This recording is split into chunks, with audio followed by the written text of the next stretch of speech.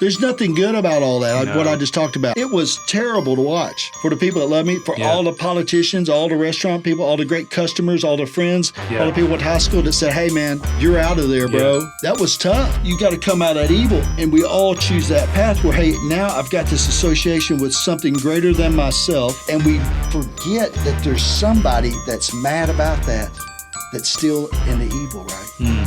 And that's a power too.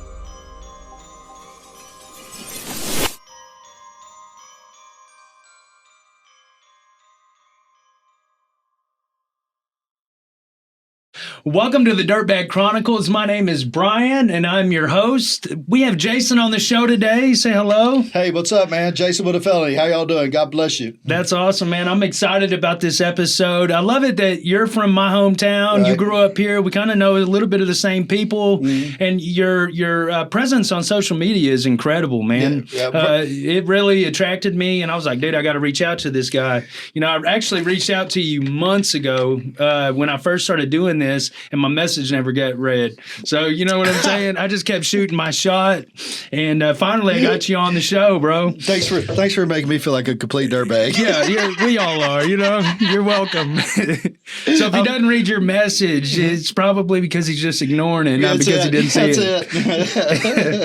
That's it. Well, my apologies. You're all right, man. Well, what I want to do is I want to kind of have you tell your story, man, because I feel like you've got a real powerful story. You know what I'm saying? There's going to be a lot of people that can relate with that. But, you know, the beginning of the show, what I want to do is I want to kind of paint that picture of that dirtbag lifestyle. Right. And that way we can show what you came from and who you are today and share that message of hope with the other people that are listening. I think it's prudent to have a little message of hope. Yeah, absolutely. Absolutely. I was just talking about that earlier. I mean, you know, I wouldn't change nothing. Well, hell, if we're not going to change it, it better be for something, right? Right. And there's a lot of people out there right now that are probably wondering, here's the disclaimer. This is for educational purposes only. Absolutely. Absolutely. If you want to read my record, they got it on there. It's Arkansas. What is Court it? Connect. Court Connect. Yes, Yeah. Jason Scott Davis. That would be it. Yeah. So it's been a blessing to be here, man. Sorry I missed your message. I didn't know you was going to hit me with that. No, low you're blow, good. low blow. Yeah, big hearted. Little PP. That's me. Big truck. Big truck. Yeah, bigger boat. Yeah. Absolutely.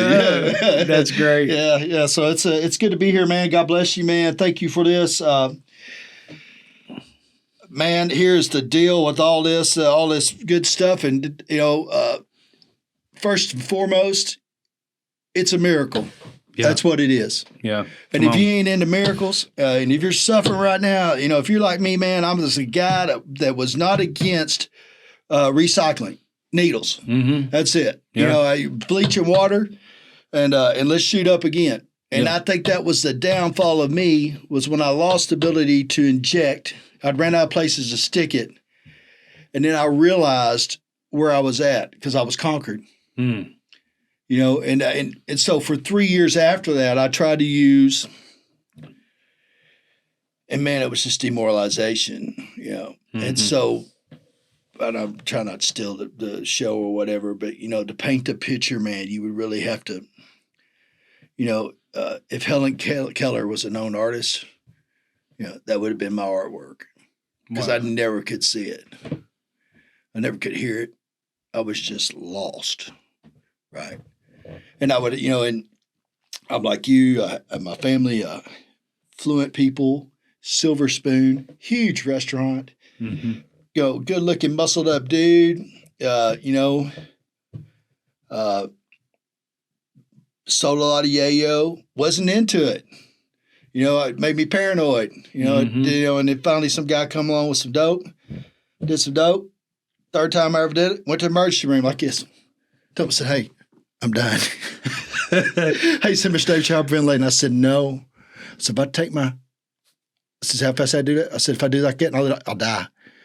I said, get them paddles. And they were holding them. Here I am, 240 pounds, busted up. They were holding them like, okay, you ready? I was like, I didn't die. All right. And so Thank God for that one at St. Joseph and poor people. And it's no joke. They did that. And then they gave me a shot and it counteracted. And that's when I seen, you ever heard about the 100, the Jehovah's have the 144,000 faith, right? Yeah. I heard them singing that night. Dude looked over me, a guy named, I would leave the names out, but he knows it. First name Chalem. How about that? He said, "You okay?" I said, "You see that?" And about that time, the light was on top of Lakeside Baptist Church. And I could hear them all going, "Whoa!" I thought, man, yeah, I'm all right. Dude, crazy. It's funny because I can relate. Crazy stuff, man. Yeah. It was so bad that I think I made love. My mom had this cousin who was an artist, and she had painted this picture, and I had it. It was my first little house. My dad and me had tore nails out of an old house, and we built this house right there down by Boss Hogs. Mm-hmm. Still there, little one-bedroom house. And I think I made love to that picture somehow, and she turned out to be aliens. And then I seen aliens, but no one else could see them. And that got frustrated, right?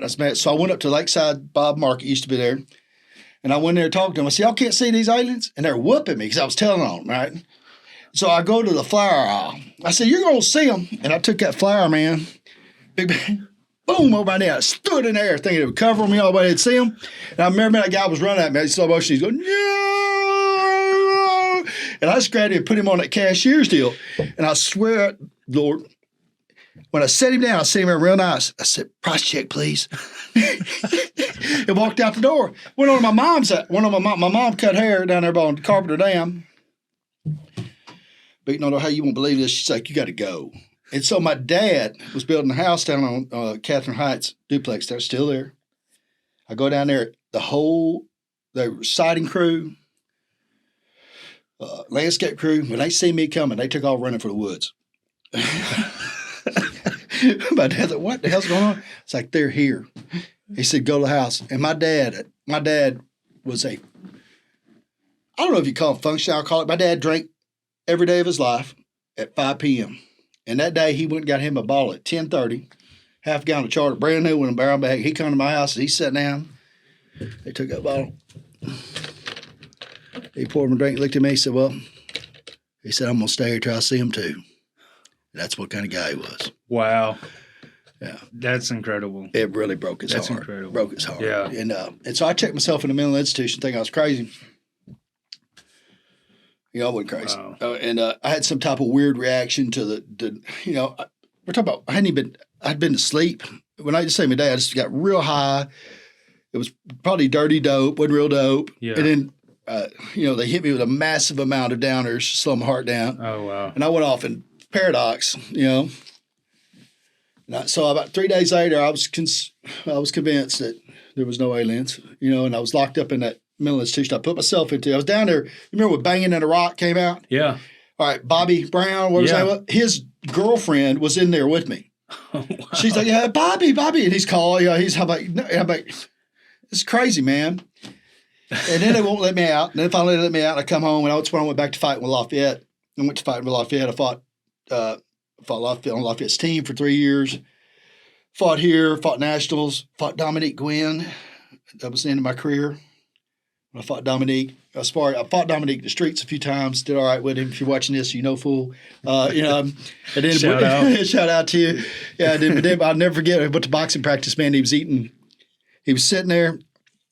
He's such an asshole sometimes. And he's sitting there, and he'd been boxing all his life, right? And I'm 22 years old, and he's eating chicken. We're gonna spar today. I guess, and it looked like a gunship, man. When they shoot them guns, that's how it felt.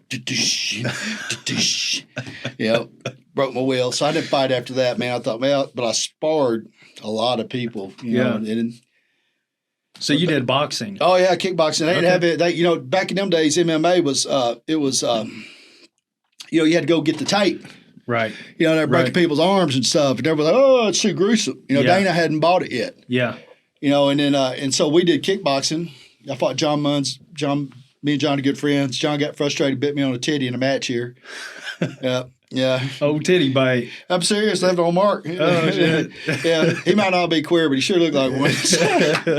Scratch that one. They'll block us on that one. John's cop now. He does well. Yeah. Good dude. man, and then everybody's in this area knows about the restaurant incident. They think that, I was in there cutting up this massive amount of cocaine. And we had come locally, purchased some cocaine. When I went in to get the cocaine, the guy had a bushel basket of cocaine, all rocked up in ounces. And I play video games, and they bumped the deal, and it was all one, and it rolled off on the floor. I picked it up, put it back in. He's like, "Hey, take," and I was like, "No, I just need an 8-ball, man." We get it, got 1 ounce, hauled ass, and then we're in my restaurant office. 15 minutes later, and I got a cleaver. I'm cutting this cocaine up, and there's a knock on the door. And the guy that was in there, it was me and the girl seeing the guy that she invited. I knew that still this day's a good dude. He had brought a guy with him we didn't know, and he thought it was him at the door. So he opens the door, and it's the police. Shit. Later on in testimony, it says that someone called him. I don't know. There was a lot of hang up about that, blah, blah, blah. First and foremost, I think that how you answer the riddle of why I had to be that way. Listen, this didn't happen to me. This happened for me. Yeah. Yeah. Come on. Yeah. And so, made this paper there, did all that. I ended up being an idiot, and signing a statement that said it was my dope, thinking it was the right thing to do. No, no, it was an idiot. It was the right thing to do. It was my dope. Right. Yeah. In process, in lieu of thinking, they told me they would let the other 2 people go. That was the deal. And so I said, cool, I'll sign it. They called me a month later, want me to go to work. I told them no. You can look back at the records. That happened on Memorial Day weekend. You look up the Senate record. It's busted on Memorial Day weekend. 1 month later, it goes in the paper. Why is that? Because I told them no. And as soon as I told them no, they published it, run with it, did what they do, right? God bless them. Still support the blue, even assholes, but we need them. And so they come with a Class Y felony, 1040 to life for an ounce of dope. Sure. And I said, okay. What year was this? It's 99. 90, I went down to 99. This is like 98. Okay. And do all that. Would not stop. Daddy bought me a brand new truck. I'm not running the restaurant. I got the restaurant going. Mom and Dad are up there, putting Band-Aids on it. It's going crazy. People are lining out the door. Yeah. They loving some Jasons, right? Yeah. And hell, if anything, the story probably helped it. Let's go see this. This is a modern life, gangster. He's in there cutting cocaine with swords. And so that's how it was. People thought that. And occasionally it was weird. We'd be out in the public. I was still partying, right? I didn't slow down at all, man, or amped it up. And that's when I went to speed. Finally found what I was looking for. Yeah. But I didn't know no dope cooks then. All right. That kind of kept me preserved, right? Yeah. I'd heard of some of the people that we talked about earlier. Yeah. They were living icons, and they're dirty people. Mess with them people. But I couldn't find them. Excuse me. And so, but I had come across a few, that were put me in that scenario. I didn't know what they were doing though. I still smelled weird. Cool. I was like, was that how you make dope? Charcoal and gun blue and cooler. I don't know the recipe, but I'm sure. Yeah. And so we went to Little Rock one night for the Motley Crue concert. We drove up there, man, and I had an ounce or half an ounce in a Tylenol bottle, and we went to the concert, had a good time. Everybody left out. We parked underneath all the bridges over on the river. Mm-hmm. And I'll never forget, a buddy of mine looked at me and said, "Hey, man, you got some stuff?" I said, "Yeah." And I just whooped out, snorted that. And I got in that truck with the 2 girls. Forgot I had a pistol. Forgot I had a big old bag of dildos. Forgot I had all this crazy crap in my car. Got in that truck, went down right where you go to get on 630 in there. There's lines full of cops. I just pull a big old donut. Go drive on off, man. That girl looked at me. She said, "You gonna pull over?" I said, "What do you mean?" I looked up. There's 3 cop cars behind me. So I pull over, and when the guy pulls up, knocks on the window, I had 2 licenses. Okay, in 4 pieces. I had a front and a back and a front and a back, and I was saying all 4 of them to him. And I had the cash till from the restaurant, thousands, like an idiot. Checks, people's personal checks, they pay me. Oh, man. I mean, and again, he says, you got to step out of the car. And I had that pill bottle, okay? And I had lost so much weight that when I stuck it in my pants, I had shorts on, it just went through my shorts, hit the ground. He never saw it. Oh, my God. He said, I'm going to arrest you for DWI. I said, please. Beg it. Oh, no. So I'm like, take me, man. I'm drunk. Yeah, drunk as hell. Yeah, no big deal. He's fixing to load the car up. The two girls are watching this. One of them's going to watch this. She knows what I'm talking about. They're sitting there. All they got to do is get in the truck and drive off. They won't do it. And so I'm sitting in the back of the car watching it, right? And finally, there's enough officers there that one of them sees that pill bottle. And when he opens it up, it's showtime. Take me to jail. I'll never forget that guy come back here. It was over in Little Rock Band. They put you in one little cell. He knocked on it. He said, he opened it up. Said, you gonna talk? I said, to the aliens. Click, And that was the week before Paul Bassan was the prosecutor.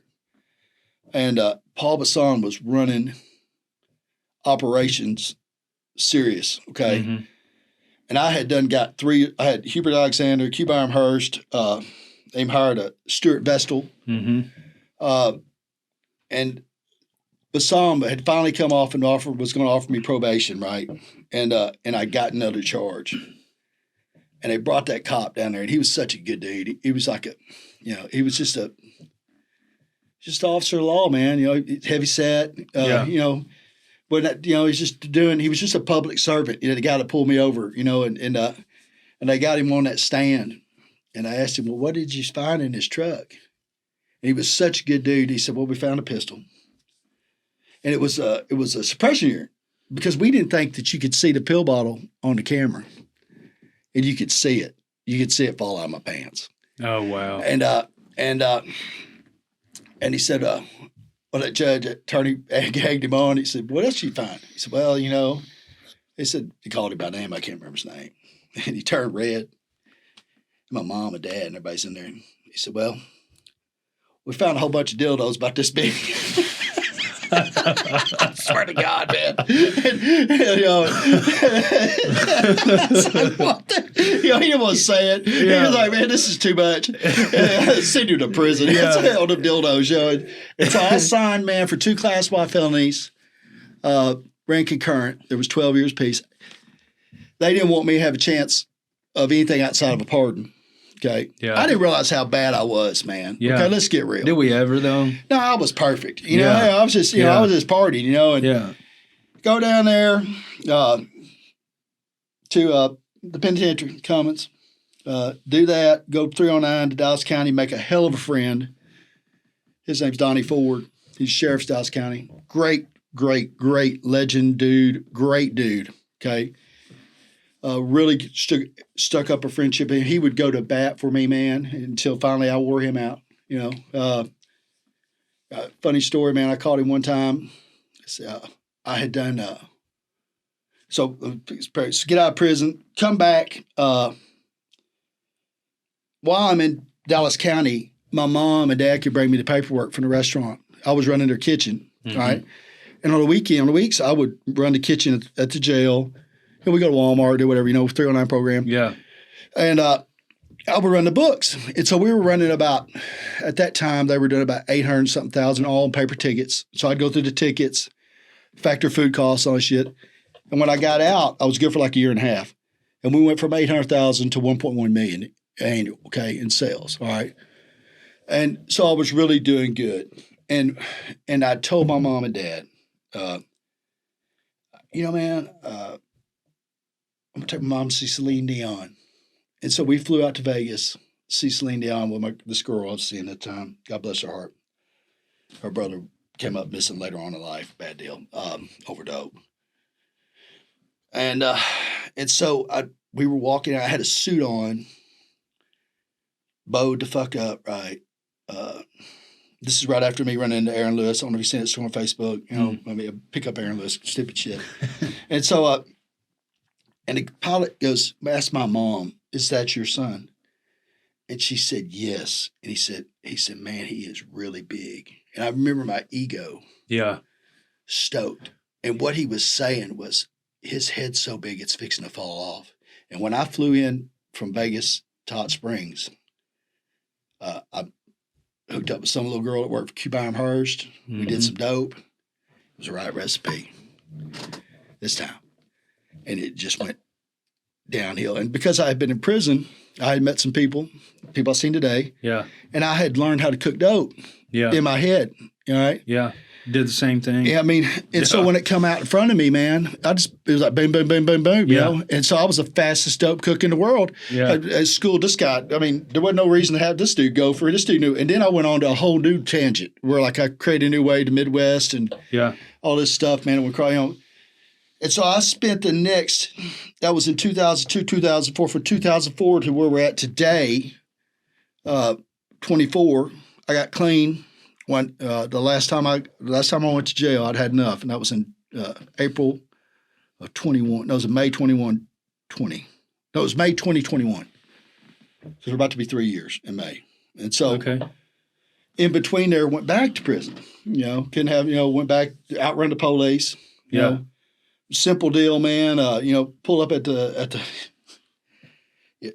it's just insane, you know. And so pull up at the Family Dollar, had to pay a guy for legitimate work, and I had cooked some dope. It was his dope though, wasn't mine. Yeah.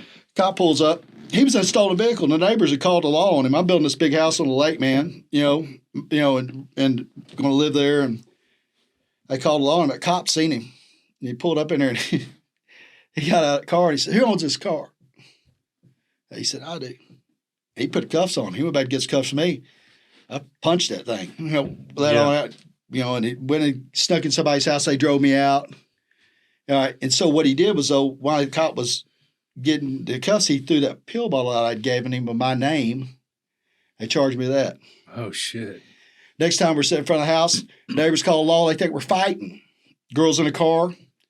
She don't get out of the car. She puts all the drugs under the seat. They give me the charge. We're nowhere around it, okay?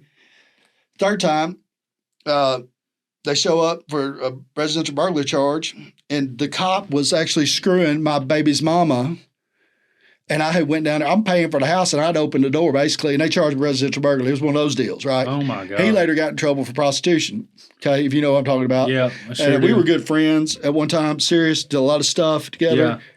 But he got sideways on the girl. Then later he came out after he got out of prison, went to work for me, and he actually tried to help me. And if you listen to this, you know you are. God bless you. I appreciate it. I was too lost, okay?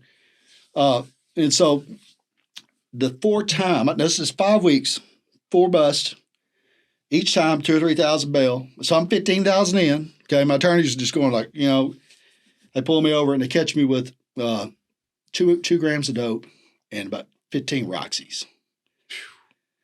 And I look at that cop, and it's Felix. He's like, and I've got the car running. I am thinking, and I've known Felix all my life. Okay, Felix says, "You gonna shut that car off?" I'm thinking I'm gonna run. I said, "No." And so they go through the car and don't find it, and the dog keys on the seat. And he says, "Look, they're gonna search me." He said, "We're gonna search you one more time, Jason. And if we don't find it, you can go home." Once again, I'm like, yeah. And I can't remember Josh's name. Big cop. He picks me up and he literally shakes me. And that dope hit the ground. He said, "Why didn't you tell me?" I said, "Why would I?" And he puts me in the back of the car, and I told him, I said, "Thank God it's over." Ooh, yeah. Thank God it is over. And I beat on the deal. I said, "Hey, come turn this air conditioner on," because I was going through and he threw away them pills. He did that. And I went down on 2 grams of dope. But the prosecutor and the head of the DTF I went to school with. Yokes. And Chris, I went to school with Chris, and Chris was a bully, and Chris tore my pants off of me, and he had to buy me a new pair of pants when I was a kid, and he's still mad about it, right? and he's, never been spent, but so they told me, they said, "Look, you probably gonna beat a couple of these charges, but you're not gonna beat this one. And here's how this is gonna work out. We're gonna go to jury trial on this. We're not gonna offer you a plea, or you can take the plea." So the second time I went down, I got 54 years. I got 2 15s and 2 12s. I got 12 years for fleeing. The second time down, they made me habitual. Yeah. They don't play with that fleeing in the Oh, vehicle. no, especially dude was holding his gun. Yeah. And I was like, see you, motherfucker. Yeah. And later on, man, we run into each other at church. He's a state trooper. I think he may retire now. We're friends, and that's weird how it works out. But, and he told me, I'll never forget it, because I had to go get my car. And I went with SkyTap. This is when he was a lawyer. And he said, well, tell him what happened. And I told him, I said, I seen that gun I hauled ass. What else you going to do? I wasn't doing nothing wrong. And he said, turn around. He locked me up. And we were sitting, he liked me for some reason. I don't know why. He seen the good in me. He said, man, I'm sorry I got to do this, but I got to write all these tickets. I said, you didn't see them. He said, I know, they'll throw these out. But he wrote me 17 tickets on that deal. And they threw away all 17 besides the dope charge. And they knew it wasn't mine, They knew I'd made it. Yeah. And so I go down on that and do that, go back to the same routine. Michelle had made it where I couldn't do no programs. And Donnie got wind of it. And Michelle came off of it. And I went back to Dallas County 309. Okay. I done told everybody, I done stood up at SATP, told the counselor, I said, hey man, you're not going to tell me shit. I didn't kill my drug dealer for a hit. You did. Yeah. We're not on the same level. Okay. You're doing, yeah. Let's get real. And so they threw me out of SATP and all this, and I end up in Malvern. I go to Dallas County 309, and they take the program, and then I go to Howard County, finish up Howard County, and there was crazy crap going on in Howard County. They had robbed all the evidence out of in Howard County. Here's the county jail. Here's the city jail. Lord, please don't let me go to prison. And so they had robbed. This is for educational purposes only. This is all bullshit. Yeah. So they had pulled this building up, the longest storage building in the world, man, behind the city police. And my good friend down there, Brad Davis, he died there in his addiction. He did. God bless his heart. I'll never forget, Miss Lois called me. The kitchen manager said, Brad's dead. And I thought, but he wouldn't go back. He ran to jail, okay? He was doing a 20-year sentence, had to do 50% on manufacturing. He was raised by the guy that was a detective there, Larry. Oh, wow. And he'd sent him to jail, and he stayed there, and he was acting right. Brad was a good dude, man. He just was, that disease got him. On it. And so, but they had pulled this building up, and they told all these convicts, go over and empty out that city hall, that city police station. He said, well, Peepaw was the guy that was staying with me. I went through the circuit with him. He was a cabinet maker. And he was fixed to go home in 4 or 5 months, and they were going to get some cabinets, which is a fair deal. That's what we do. We, trade skills for a little less. We can wear a T-shirt, go to Walmart. Yeah. And they went in there and unloaded that whole office, and one part of the office happened to be the evidence room. And so when I came home with something, okay? And I'll never forget it. My mama picked me up at the gate. I walked out of it, got in the car with it. We came home. We celebrated, had a couple glasses of wine. I told myself I wasn't going to do any. Went in there and started smoking some of that stuff. Next day I got drug tested, and that's the only time I ever tested positive, I think, in parole. And I've been on, when it's all said and done, I've been on active supervision for 27 years. And it hurt me. And so I come home, I flushed that dope. Let me tell you how powerful this is. And it was flushed it. Okay, I won't go on how much it was. It was a lot. And that was in the morning. I thought, I'm done. And that evening, I called the drug dealer. And that evening, I called Brad and told him I need some more. He said, man, you're a clown. Isn't it crazy how that shit goes? It's like crazy. We really, us addicts, we really have the intention of like, dude, I'm so tired of this shit. Right. I'm done. Like, this is the last one. Go to flushing it, going to get rid of it, delete all the contacts. Yeah. And then when we're ready for it and we start fiending for that again, we'll do anything to get it. We'll go to any length. We will fuck some people over, including ourselves, mainly yourself, to get that. Bro. Yeah, you will do some things that I've done some things, man, that. And I think it's important to realize that, we're kind of talking and having a good time. And, and there's some humor, okay? Mm-hmm. And it comes from a point where, like, you would have to laugh about it. Yeah. Because, like, there's some alt memes. There's some sites on Facebook that produce – you'll see some on my site, man, and you're like, that's terrible. Yeah. And it is terrible, but it's funny. Yeah. And the only reason it's funny is because I survived that. Yeah. Yeah, absolutely. I mean, I've done some things that I'm very ashamed of that go against my ethics, my morals. I mean, you imagine if there's a list of sins. Yeah. You can take the stuff off about children and you can take the stuff off about rape and then you can check a mark by everything else. Yeah. Okay, I've done it all. And so, would I get myself in any trouble? And so it's like, don't want to glamorize nothing, but I do want to give people hope. Right. That, that, and this ain't no layman ass, this ain't no, hey, let's step to it and work steps 1 through 12. This is called getting your ass busted. Yeah. This is what this was. Yeah. And suffering, making poor decisions and losing and loss and then like thinking you're okay and then getting hammered again. And so what you see is what, if you survive that and people are watching it from external, like, this dude goes hard. I've been going hard in life all my life. Mm-hmm. I'm going hard now. That's all I know. Yeah. It's just I reprogrammed my mind. And the only reason I reprogrammed my mind is I realized one thing. I couldn't win. Right. I couldn't freaking win, man. Yeah. Yeah, there was nothing to win with that lifestyle. I mean, you can convince that me for 30 years. Me neither. I mean, I'm going to be the best. Yeah. I'm going to screw them all. Yeah. I'm going to push my prostate to my mouth. Yeah, all the way. All the way. Yeah. Whatever I can do. And it didn't give it what it cost me. It didn't. Everyone is tapping out.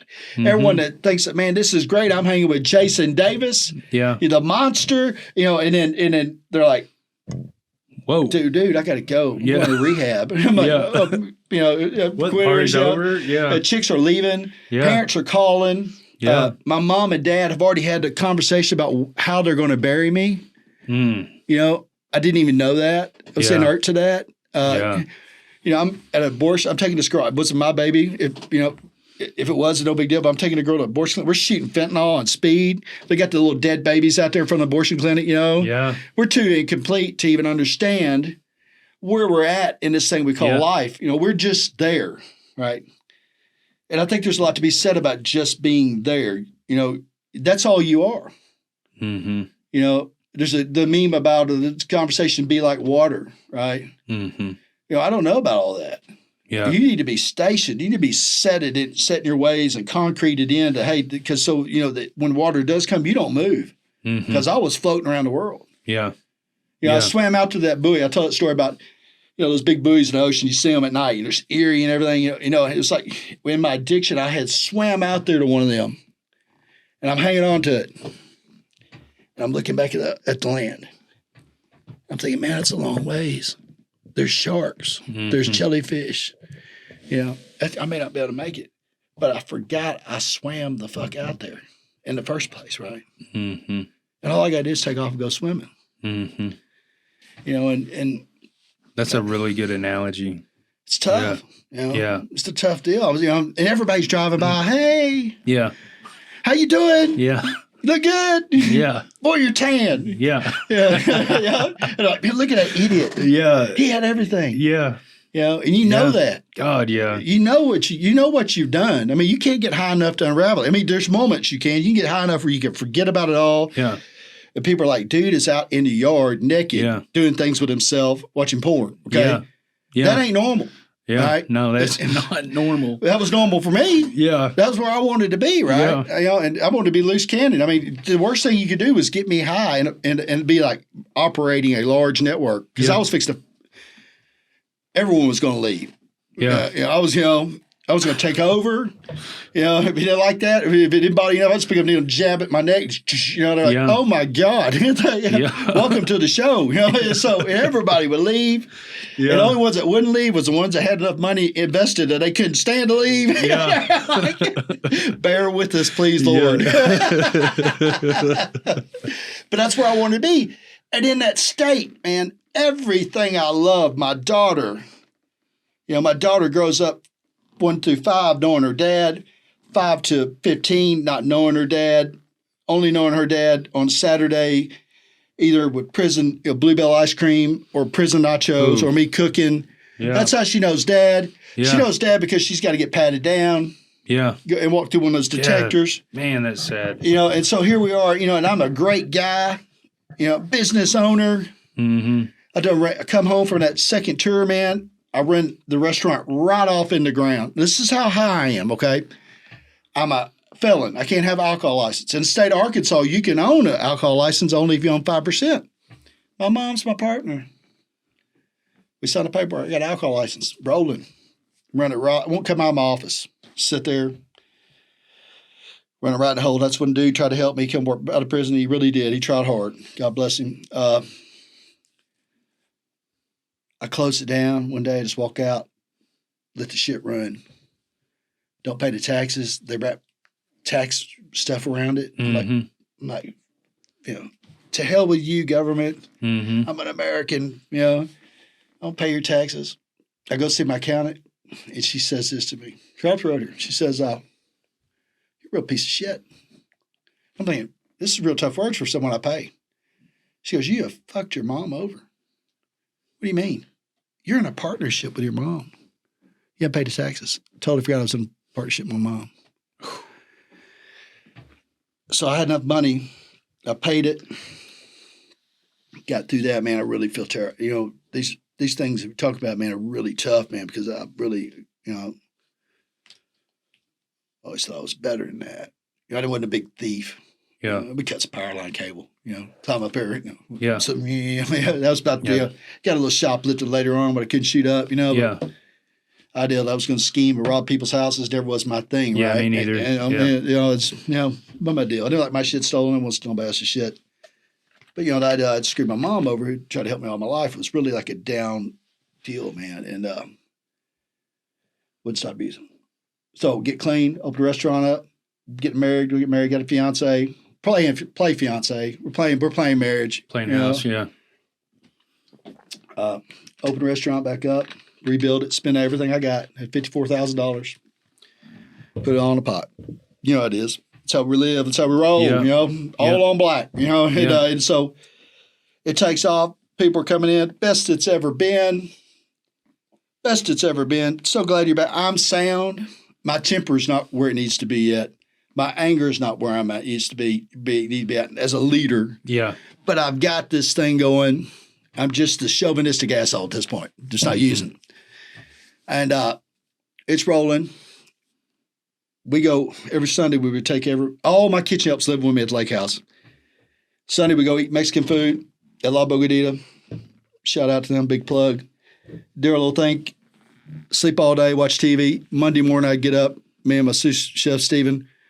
I go do payroll. Start making sauces. I was really into making demi-glazes out of hand. I was really doing things, really high-end stuff in this restaurant for value for blue-collar people. They're really getting like, what is it? What's the sauce menu here? I was like, well, it's brown butter sauce, but they didn't even know. It's some really good stuff, man. She comes and gets me. We go see the accountant again. Yeah, this time we done made amends with the accountant. We go get I go get a shot of testosterone for Irwin, pick up a 6-pack of beer.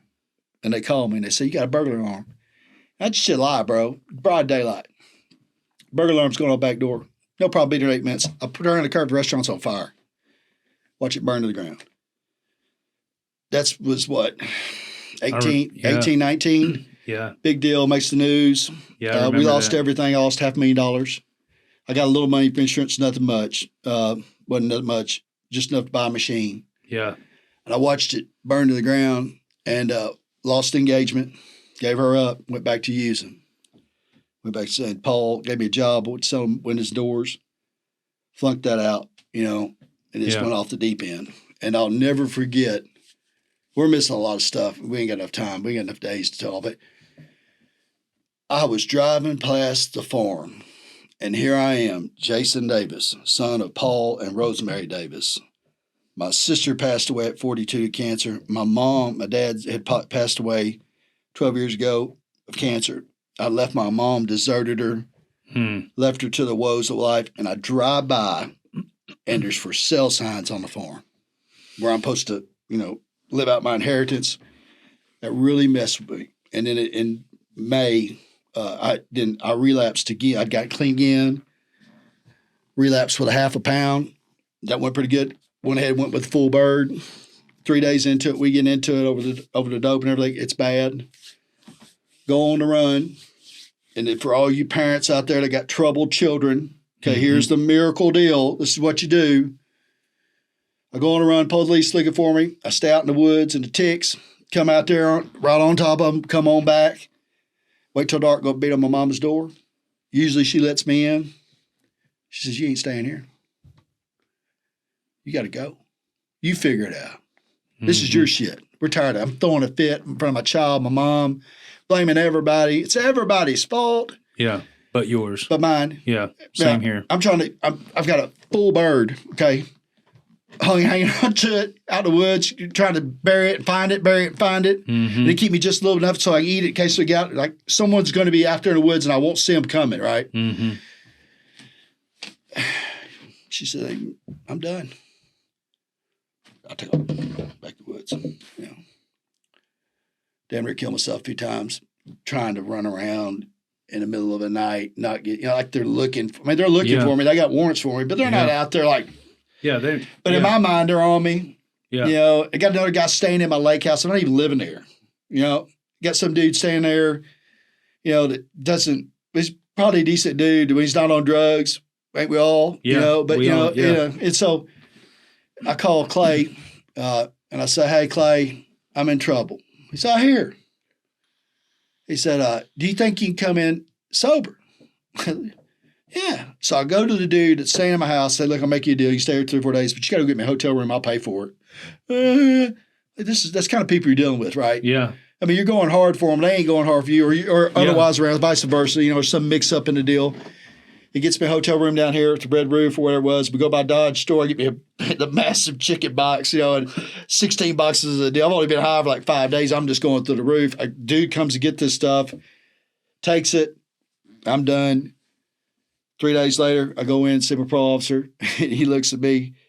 He says, I'm locking you up because you were at the wrong address. I don't know what that means. You know, I apparently was had about. I mean, my mom and me live like this. Apparently it was over here, but it was more than that. You know. Yeah. He said 90 days. Cool. Locks me up. That was when COVID was jumping. Yeah. And so I go get vaccinated. I'm like, I'm getting vaccinated. Yeah. I'm not going to prison not vaccinated and dying there. Right. So I get vaccinated, and when they put me in, there was 23 and 1. I'm cold sober. Everyone's sleeping. I'm with the one up, you know, and they let you out for an hour, and I'll never forget this, man. They would let me out an hour, and all them dudes would come up and talk shop, and I would tell them, look, I am done. I've had enough. This is not cool no more. I weighed in about 250 pounds. When I got done eating all the ramens I could eat, I was 320 plus. I could not see my pee-pee. I was like, this is insane. Yeah. I did not do one push-up. Yeah. When I used to go to prison, I would work out. I'd come out looking like this god, Greek god or whatever, you know, and it was just totally shammed, right? Totally shammed, you know, deal. And my mom didn't come see me. She put no money on my books. And it was just a bad deal for me. And I realized that, hey, man, this ain't working. 47 years old. Yeah. I don't like who I am at all. At all. I'm miserable. And the last thing I could do, I think, man, is just not pick up. Yeah. And I picked up twice since then. Yeah. That day, I have used twice. And I can tell you the recent time I've used was last year, and I found some stuff in my bus. And I could do that. And I did it. It was great, man. I got stuff done. I was moving. Yeah. And then about 4 hours later, I said, I need more. Yeah. And everything come back. I was watching porn again. I don't watch porn no more. Right. Watching porn. I'm on the internet and the dark web searching sites, you know, getting ready to. I'm like, what are you doing? Yeah. Man? It's that powerful. Yeah. And so I took a chain. People talking about how do you get clean? I said, well, it's real simple. You just wrap a chain around a tree, get you a choker, wrap around your neck, padlock it, and swallow the key. And when you shit that key out, you'll be clean. Right? You can unlock yourself. And that's what I was fixing to do. I had to get back to Jason, right? Mm-hmm. And so you're going to have hookup, like you're going to have access. Some people, I don't know, maybe they don't. I did. But it just didn't make sense for me to continue to defeat myself in this thing we call life. Yeah. Yeah.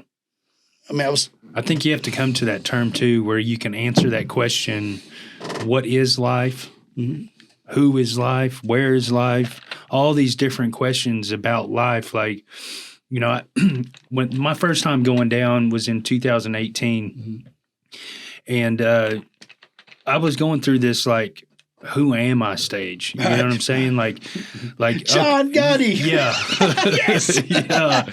Yeah. And it was just like, dude, like, and you know, your first time going to prison, I don't know about anybody else, but for me, I was terrified. Right. I think we all are. I was terrified. I was 200 pounds. I was this white boy, first time down, about to get a 17 number, and you know, like what? I need some protection. Right.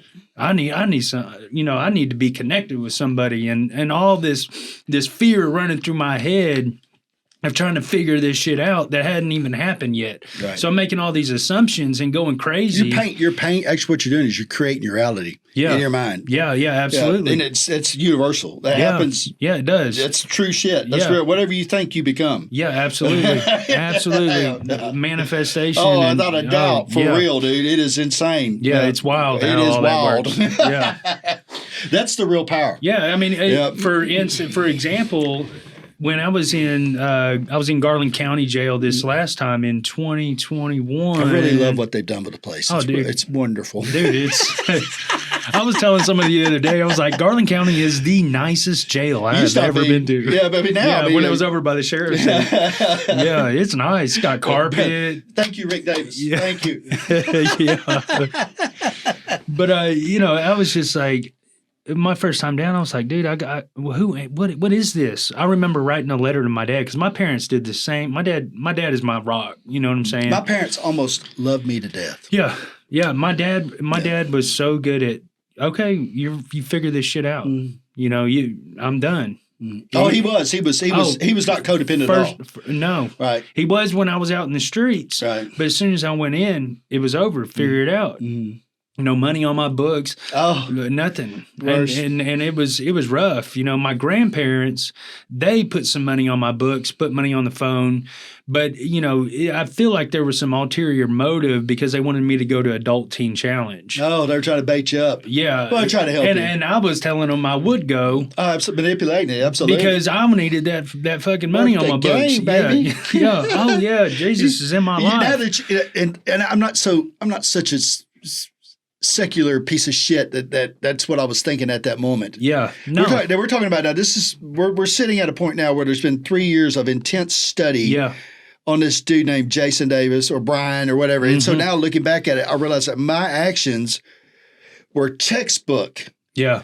Oh, yeah. They're textbook, bro. You can read about them. You're just a manipulator. Yeah. You know, that's all you are. Yeah. If you're on dope, that's all you're doing. You're not even, but you're manipulating yourself, right? Yeah. Go ahead. I'm sorry. No, you're good. Yeah.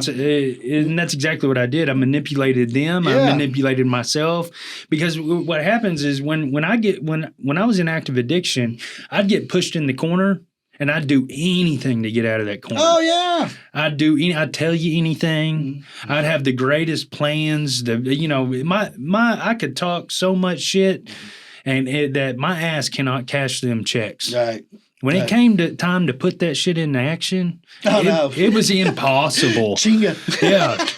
Pull my card every time. People would walk up to me and they would go, after a restaurant burn, I would quit going. I could go to Harps on Amity, man, and I could go buy a pack of cigarettes and I could get $100, right? Yeah. And I'd go, and the dope man was right down there. So I would go do that. And people would catch me there. And I had gotten to the point where I was not bathing. I smelled my ass all the time. Yeah. I wasn't brushing my teeth. Yeah. I just sat in front of a computer and was convinced the world was hacking me. Yeah. And every time I just reboot my computer once or twice, I reprogram it, reformat it, reinstall software. I was learning Linux. That was the pattern. And people would ask me this is what I was running from. What are you doing now? And finally I just got to where I'm staying high. What are you doing? Yeah. I got tired of answering I couldn't come up with a lie. I couldn't even lie no more. Yeah. Done used them all. I was like, I'm just staying fucked up. What are you doing? How you doing? Good to see you. Yeah, living that life, buddy. People would their jaws would drop. And here's how I manipulate myself. I said, well, I'm just being real, man. Yeah. Dude, you're a loser. Yeah. You're a fucking loser. Yeah. You're like that guy, you're watching that movie and the character that is just degrading himself, right? Mm-hmm. And you're like, why are you doing this? Yeah. That was me. Yeah, me but too. then I was living real, man. Yeah. I was hard. Yeah. Oh, I was so hard. Yeah, I mean, I cut a hole in a car to go to Little Rock. You drop the dope down to the floorboard, right? They never see it. I would travel and mule dope, and I would go up here and save this guy from jail, and I'd go into that, they'd buy them pills, and I would do all these things. I'd sit over phosphine gas. I would do all these great things. I had Uncle Fester's autograph books, but that was one thing. But for me to be a son, I couldn't do that. Couldn't be a son. Yeah. Couldn't be a dad. That was too much. Yeah. Couldn't go to work. Yeah. I was real, man. I was a real piece of shit. Real piece. Yeah, the same here, man. Yeah. Same here. That was my thing. I'm very glad and thankful that I did this in my active addiction. Was I isolated from my family. Right. I isolated from everybody that truly loved me and went and sought for that connection and that love from the streets and the game. Yeah. And then every time I got locked up, I quickly realized the streets don't love me. Mm-hmm. The game don't love me. They have no respect for me. Matter of fact, when I would go to jail, they'd be robbing and taking all my shit, fucking my girl, whoever that was. Or you found out who was fucking your girl. Yeah. Oh, you mean you're right. Yeah. With my cellmate. My cellmate was probably the one. I had that happen to me. They comes and says, I just want you to know, I've been in jail a week because I just want you to know about your house, got some dope. Yeah. Yeah. Do what? Like, Do what? Who are you? Yeah, get out of the house. That's what I told her. Yeah. You're right, man. I don't know of anyone that thinks it's fun to shoot up at mom's house. No. And so it's like an isolation thing. You're right. The dope it is. Listen, there is those people that I would make fun of. The people that are like, they're pretentious, they're hiding it. Those are the ones that die. Mm-hmm. The ones that hide it. I mean, if you notice, like, I can't believe what happened to Zach. I can't believe what happened to Jeremy. Yeah. Oh, they were successful. They were able to use some and work some, but everyone knew what was going on except them, and they would tell you a lie. Yeah. Every time. Those are dead ringers, man. Yeah. And that is because you cannot use successfully. There's no using successfully. No, there's not. Okay, let's get real. I mean, I don't know. I mean, I've known some people that smoke weed. Hey, man, you smoke weed, cool with you, man, bro. Do your thing. Do your thing. It's better than alcohol, probably. And I know some people have a couple drinks. Hey, cool, do it. But when it comes to busting out that, fentanyl, heroin, cocaine, crank, none. Yeah. I've seen some people fool themselves. Yeah. And they're dead. Yeah. All of them. Yeah. You know? That the thing about it too is like, I look at addiction as a spiritual. Yeah. A spirit. It robbed me of my spiritual first. Yeah. And so then I started seeking that spiritual through the mental and the physical and the emotional, the sexual. Out here. And it was all the spiritual wasn't there. So it was impossible to have that fucking connection. Where's God? Yeah. Yeah, because you cut him off at the first unit, bro, or the first snort. I got this. Yeah. I'm good. I don't need your plans. Holy smoke. Yeah. Holy smokes. Yeah.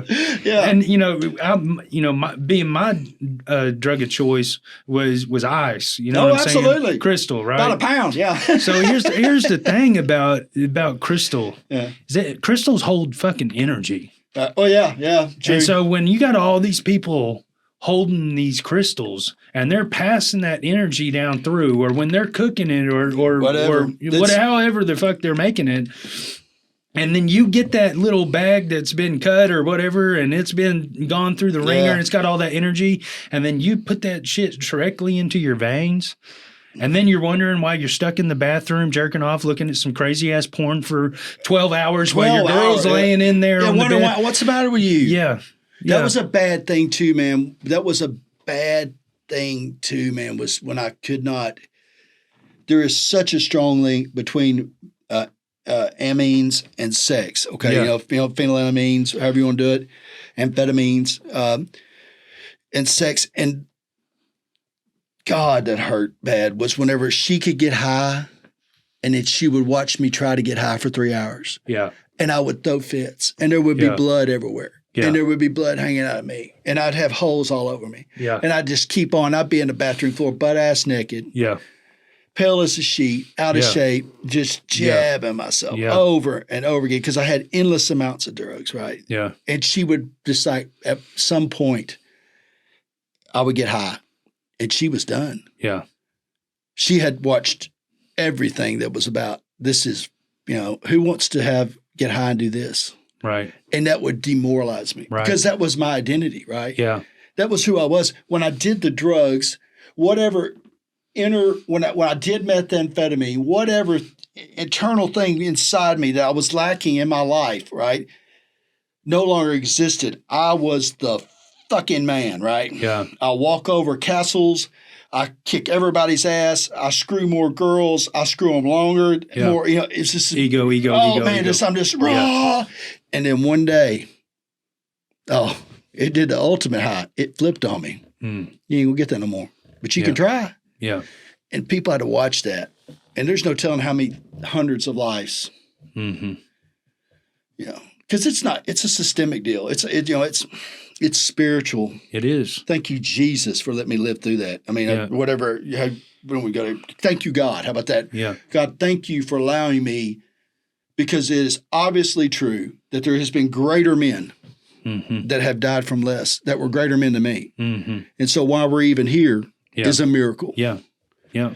Yeah. And that's a big thing for me. Like, I've been going through this stuff the last couple of weeks too. It's like, I feel like when I was locked up, I was growing so much spiritually, right? Right. And then I get out and it's like I got all these distractions in my life and I'm like, damn, I'm not even growing spiritually anymore. And I look back at my routines and I'm like, okay, my routine is totally different. I'm not spending that quality time with my higher power. I'm not reading the books that I was reading. I'm not giving that the energy and the attention. And I've caught myself looking back and saying, okay, well, what am I doing? Okay, so I'm working heavy on this podcast. I go to work. I do school. And none of that applies to my spiritual life. No. I have lost that though, bro. I've lost the balance between the physical, mental, and the spiritual. The spiritual's hanging way up here, and the physical and the mental is over here, and it's not balanced. I don't have that balance anymore like I did in the penitentiary. Right. And so I feel this disconnect. And, as an addict, that's what I search for throughout my whole addiction since I was a teenager, was wanting that connection. Yeah, like in the Matrix. You mean you just plug something into me? Yeah. Like connect me. Yeah. Oh, cool. Yeah, we're getting there. It's way more than that. You think you think the spiritual awakening and the spiritual relationship and everything else, you think it's so easy. It's like, oh, it sounds good. There's a force that doesn't want you to do that. Yeah, absolutely. It's hard work, man. It is difficult because it takes time and effort and dedication and consistency. And consistency is the fucking key to all everything. Of that. Yeah, I can do that shit today. Yeah. But tomorrow, probably ain't going to feel like doing it. And you see this, and you see people that are, and the protagonists towards this view that I've gotten my life together, and now that dude seems like he's on this Jesus spiritual ramble. Okay. Well, that's the path, bro. Yeah. That's the ticket. That's how you get out of the cesshole that you're in, because the cesshole that you were in was evil. There's nothing good about all that, what I just talked about. I'm not trying to, I'm just telling you that we laugh about it, we kid about it, makes jokes. It was terrible to watch for my mom and dad, my daughter. For the people that love me, for all the politicians, all the restaurant people, all the great customers, all the friends, all the people went to high school that said, hey, man, you're out of there, bro. Yeah. That was tough. Yeah. And so you got to come out of that evil. And we all choose that path where, hey, now I've got this association with something greater than myself. Thank you, Jesus. Thank you, God. Thank you, whatever you want to call it. I don't care. I'm tied in now to this thing. And we forget that there's somebody that's mad about that's still in the evil, right? And that's a power too. That is, it says it right there in the book, that there's two sides. And so a lot of people, man, I don't know, bro. You got to realize just how blessed you are to be sitting here right now. Well, can you fathom that? There's people that are going to watch this program and they're going to ride it like a car, like it's a ride. It means ride. Like, man, they're talking about my life. Yeah. And they're going to get to the part where me and you got off the ride. Yeah. And they're going to try to get out of the ride, and they're going to be seatbelt in. They're going to whine. Why can't I get off the ride? And you're just not there. You're just not there yet. Mm-hmm. And what is there? Pain. A lot of it. Suffering. What's the secret to get clean? Pain and suffering. Yeah, being uncomfortable. Getting the piss beat out of you. Mm-hmm. I mean, why can I talk about it? Why am I ashamed? Of course. Does it scare me? Of course. But bro, I ain't there no more. Mm-hmm. You know, I get to look at that over here. And there's a lot of people that get to look at it and stay in the lane. And my hope is for them people that someday, because I never thought I'd be here. Mm-hmm. Never in my life did I want to be clean. Are you kidding me? Yeah, I couldn't imagine. Couldn't imagine. Who would want to be a square? Yeah. Who would want to go to church? Who would want to do all these things we do and talk about God and actually check on people and love them and and say I'm sorry and make amends. Do stuff for veterans. Yeah. I mean, I raised $40,000 for veterans. You know, and it's just that's tattooed on 22. Met some great. Yeah, We Are 22 is a great program. That's Warriors Chest, but it's the 22. It's same deal. 22 veterans kill themselves every day. Yeah. And occasionally they patch me through and I talk to one. I'm, good Lord, thank you for blessing me for never losing one. But I wouldn't that's stupid. Yeah. And here I am. But I had to get off the ride. I had to, when it come back around, they opened up the deals, I had to step off of it. Mm-hmm. And stepping off of it, man, is scary. Yeah. It's a scary thing because everything's fixing to change. And if it doesn't, then it's not, you're going back. Yeah. You're going back, bro. Yeah. Yeah, it's like when you step off that ride, your equilibrium's off. Oh, man. And you're just like, oh, shit, I can't do this. I can't do this. But, I'm going to get fat. Of course you're going to get fat. That's all right. Yeah. Yeah, you don't know really how to walk, man. Yeah. But that's a great thing about, what I'm going to use this term lightly, recovery, is that there's other people out there like you and I that are willing to put out our hand and say, hey, man, we'll help you, bro. Got to help yourself. I know you can't walk, but you can come this way. Yeah. I'll show you that path of how I did it, and then you can create your own path. Right. Because to me, there's multiple pathways to recovery. I'm of the same mind. Yeah, and when we go over the definition of recovery has nothing to do with being a drug addict, being an alcoholic, nothing like that. Recovery has everything to do with returning to a healthy state of mind. Right. A healthy physical state, a healthy spiritual state, a healthy mental state, and it takes fucking years to get back there. It does. I've been clean 3 years coming up in March. And so you're right. I'm still working. Yeah, but you're right. Me and you're about the same level, right? Yeah. Year 2, finished in year 2, I don't know if you feel this way, but after I'd put 24 months in, something happened. Mm-hmm. Like, it was like someone went over and, the rheostat on a light, and you turn them up. Someone cranked it up a little more, man. But it took me 2 years, bro. Yeah. For a year, it took me a year to remember that I wore deodorant. Yeah. A year. I wore deodorant all my life. And one day I picked it up and I said, what is this? And it was like, God said, hey, man, about time. Yeah. About time. Yeah. That's how confused you are. Yeah. Right.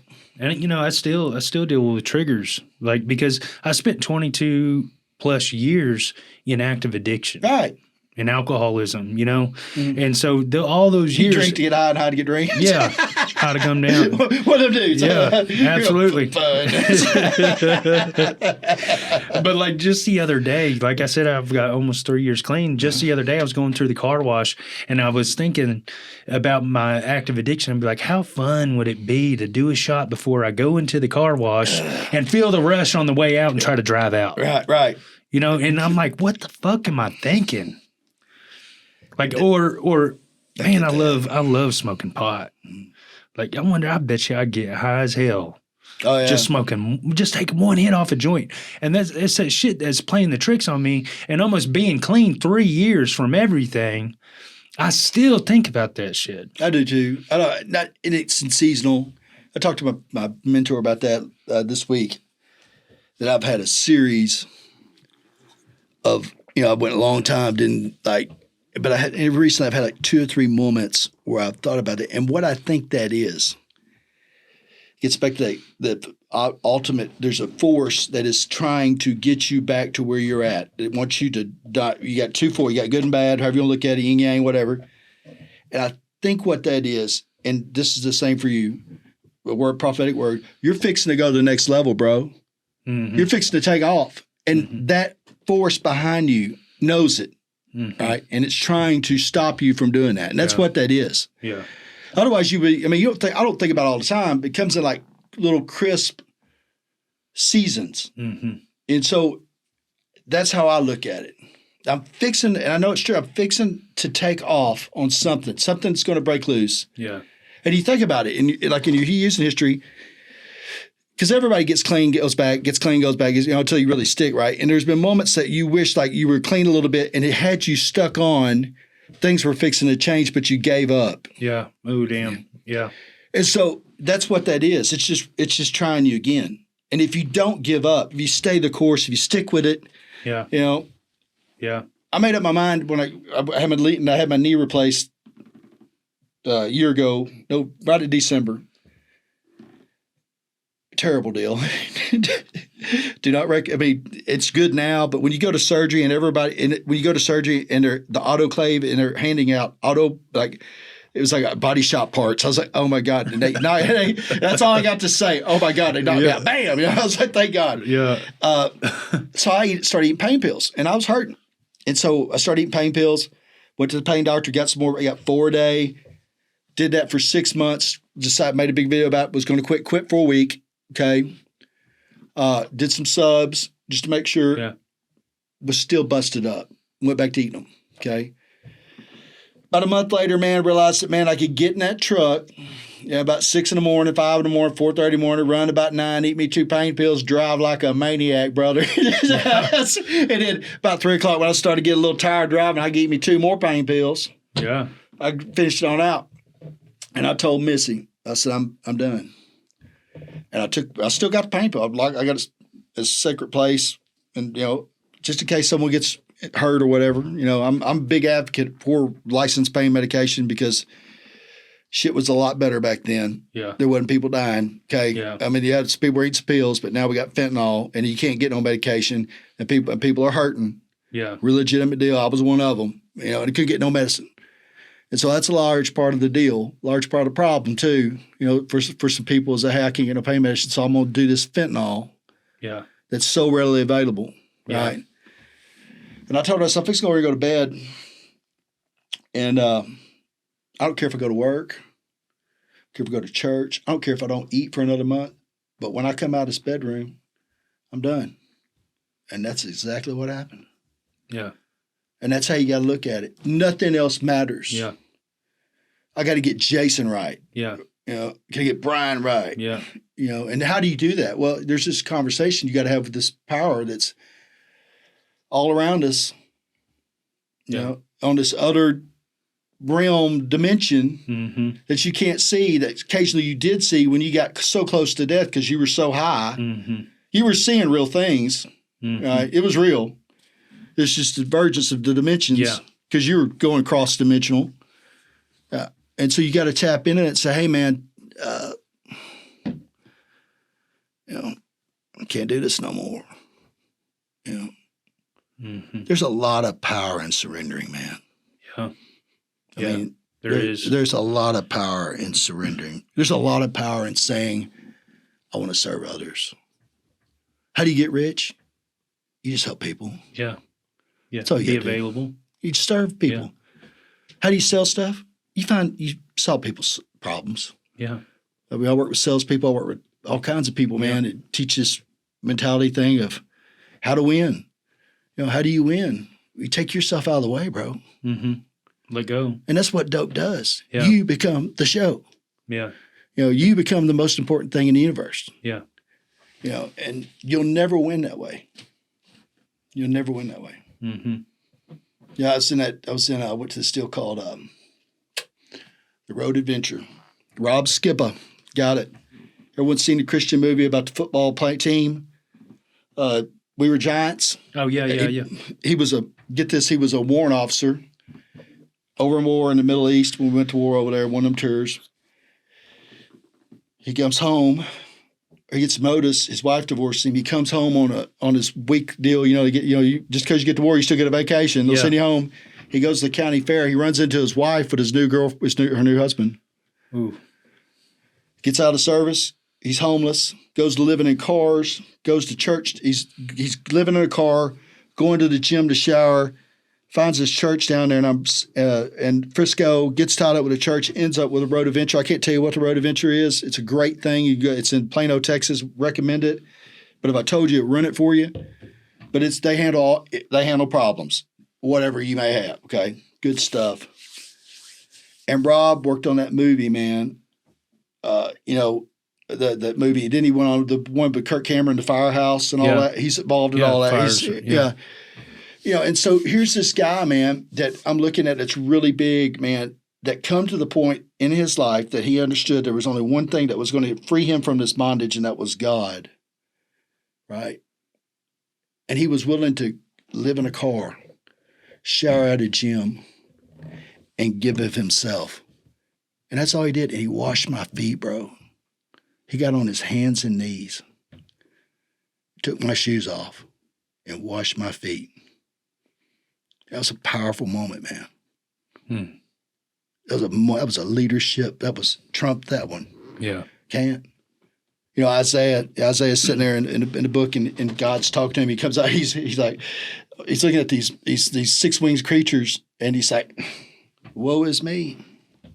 I'm wrong. And this angel grabs this, and I tell the story in the video, grabs his tongue with this coal, right? Goes up, touches him on the lip, and I'm thinking, dude, have you ever burnt your lips with a pipe? That's what I read. I was like, dude's like, oh. And he says, God says, who can I send? The two greatest words in leadership, Isaiah says, send me. Mm-hmm. And that's where we're at today. Mm-hmm. The collective, me and you, the people making the podcast, the people that are saying, that's what we're saying. Mm-hmm. Send me. Mm-hmm. God, can I just be enough, right? Can I reach an impact? Can I save one life? Can I touch this community? Can I, tell a story good enough to identify and grasp that dude's heart and show him the real way? And I ain't in it. Mm-hmm. This is about you, Lord.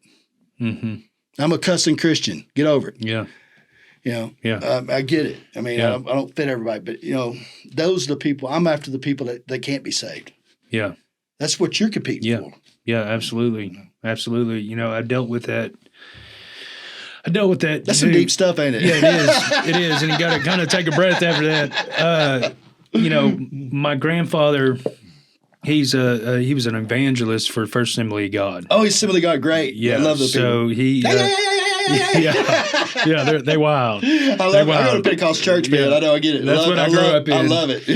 And when I was a child, I was like 3 years old. The church prophesied for me to be the anointed one. Yeah. Yes. And so I grew up with that, and that was a lot of weight on my shoulder. You know what I'm saying? And being that close to being the grandson of the pastors of all these churches. There was all this weight on me.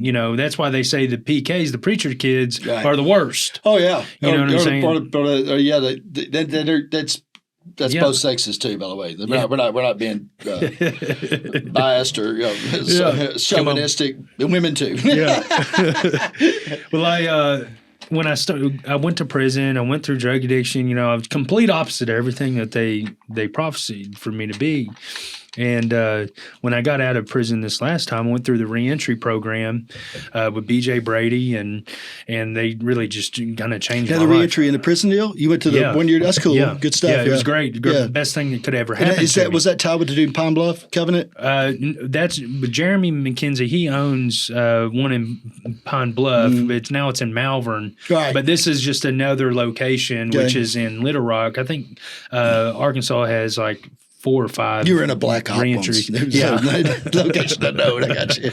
Yeah. I mean, well, hell, that's where they sent all the bad guys. Yeah. This is the best reentry program they have. Right. It changed my life because I was able to meet guys there that were the mentors there, and I needed that. I needed somebody to be around people that want to see you win. Yeah, absolutely. You've been around them all your life. And what did it for me, man, because I wasn't really ready when I got out and went to the reentry program. program. You just go to the motions. Yeah, I was like, you know what? My life's changed. I was doing the same shit, saying the same things with the same intentions, but no action.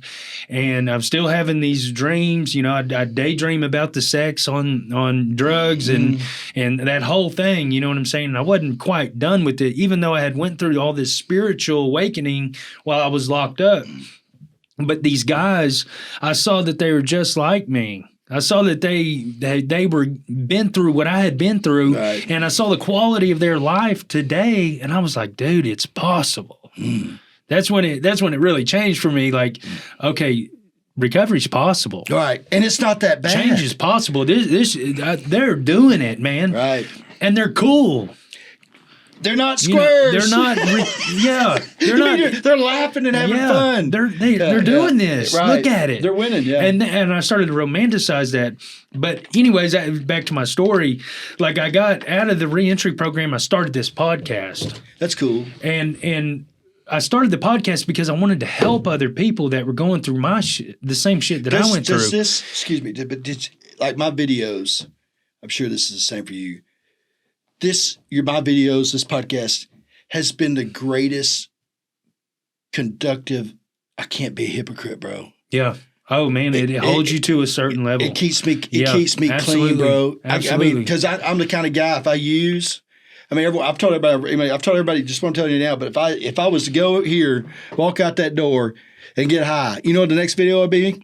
Me talking about me getting high. Yeah. And I just can't do it. Yeah, absolutely. Absolutely. You know, I put something on my Facebook page the other day. I said, you know, it's a whole other level of guilt and shame when you know better, but you don't do better. You're holding yourself to a whole other level. Right. Because now I know better.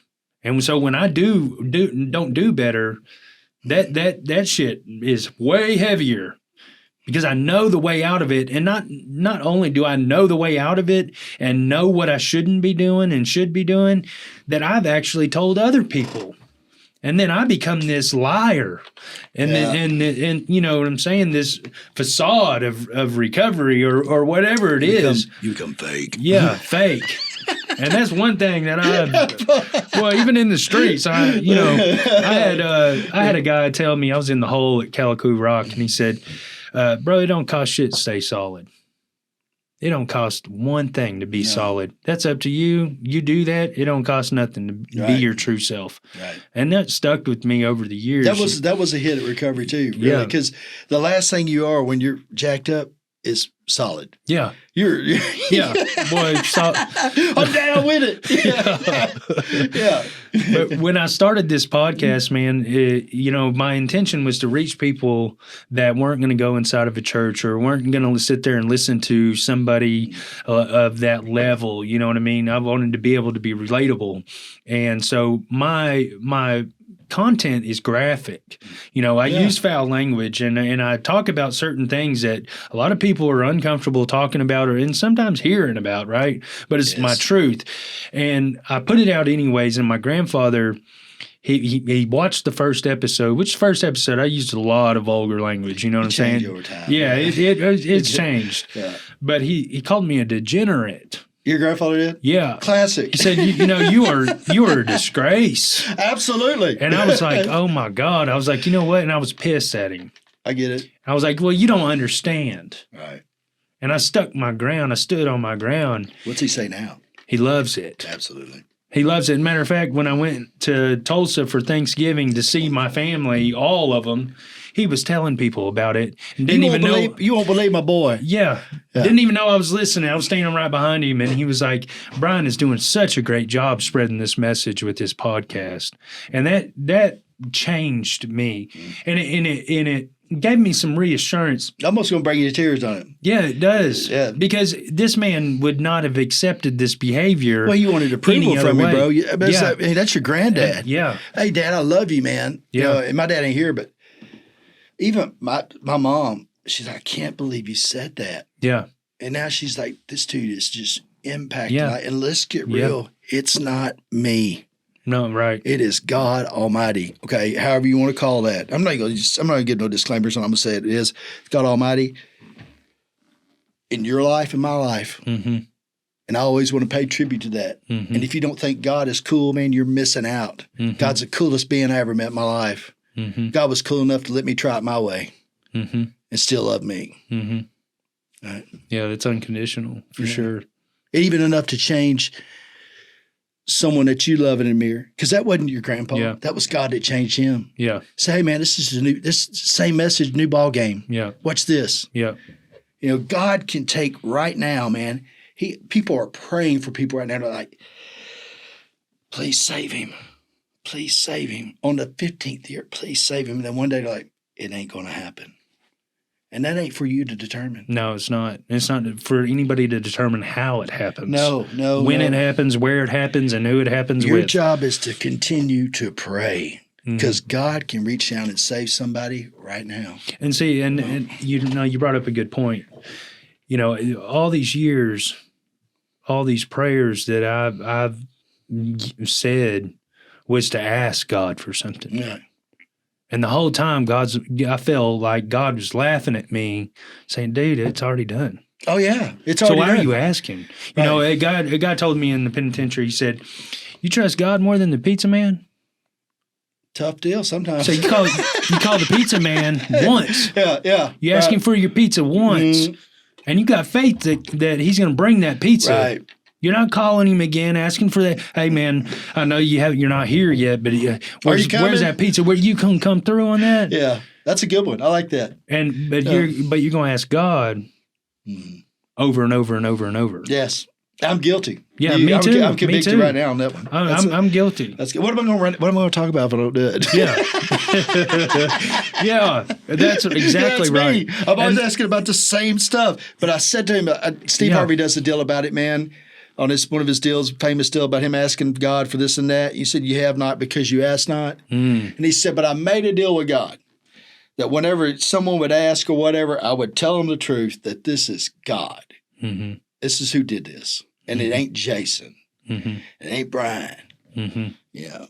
And that's my gig, man. Yeah. And if you're not cool with that, hey, man, I get it. Yeah. I'm not going to persuade you. Right. Do it how you do it. Get it how you get it. Yeah. I'm going to swing the hammer and I'm going to talk about some tough stuff and some stuff that you don't agree with and probably some stuff that could possibly get me in trouble and this and that. I'm going to live without fear because your son, whoever watching this, wherever we're at in the camera, that person that you love is worth it. Mm-hmm. Absolutely. I like to see people win. Yeah. I like to see everybody win. Yes. And better yet, when you're talking about mentorship, that what you were experiencing in your reentry.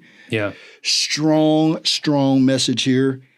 Find someone that has something you want and talk to them about, hey, how did you get what you want? Yeah. Those people, getting around those collective people is the hardest thing in your recovery, your beginning of your recovery, is how do I get around people that are not using drugs? Mm-hmm. Because let's face it, the people not using drugs don't want to talk to you. Right. And that is a no man's land. Yeah. That is not permanent. Yeah. That is just a walk. Okay. And it may be a week, it may be 10 months, we don't know, but you're going to have to trudge it out.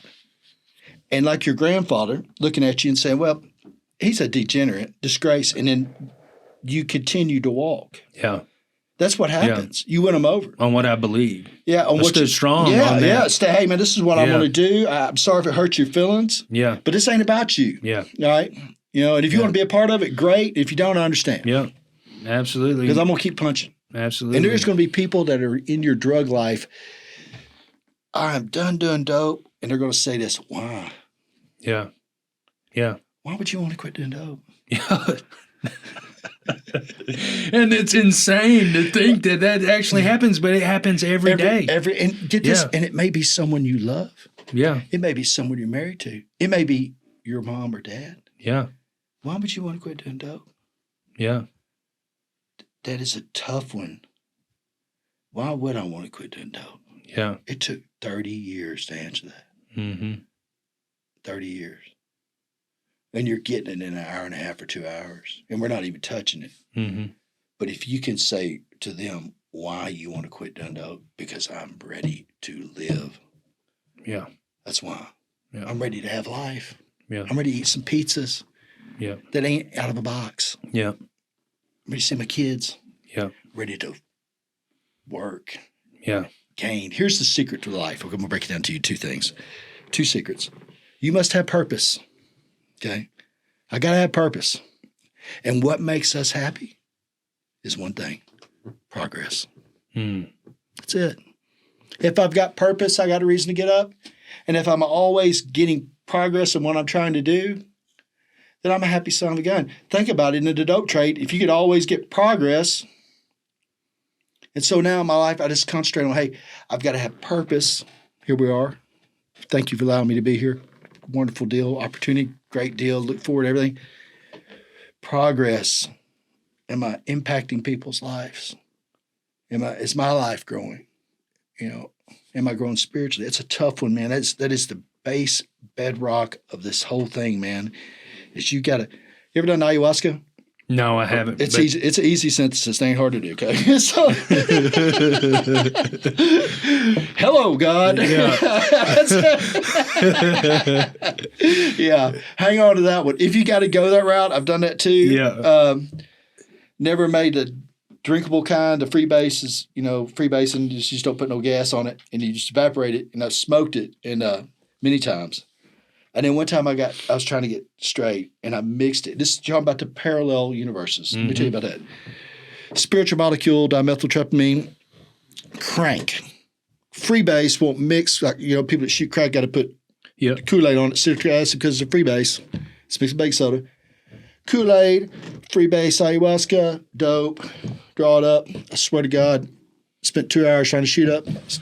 This thing goes out of nowhere. Like, this is crazy. Whop. I don't know where I went, but I do know this. When I woke up, I was butt naked on the lake house. I had 2 knives hanging on like this, screaming. Ah. Everything went black.